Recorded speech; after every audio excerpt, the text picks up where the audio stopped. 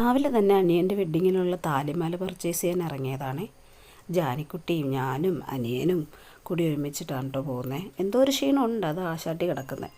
അപ്പോൾ നേരെ ഞങ്ങൾ പോകുന്ന വഴി പുളിമുട്ടിൽ കയറിയിട്ട് കുറച്ച് പർച്ചേസ് ഉണ്ടായിരുന്നു, അവൻ്റെ ഡ്രസ്സും കാര്യങ്ങളൊക്കെ. അത് കഴിഞ്ഞ് സ്ട്രെയിറ്റ് അവേ മലബാർ ഗോൾഡിലേക്ക്, ലുലുവിലുള്ള മലബാർ ഗോൾഡിലാണ് കേട്ടോ പോകുന്നത്. ഇതാണ് ഞങ്ങൾ സെലക്ട് ചെയ്തിട്ടുണ്ടായിരുന്ന താലിയും മാലയും. എങ്ങനെയുണ്ട്? കൂടെ അവനൊരു ചെറിയ സ്റ്റഡും കൂടി എടുത്തു.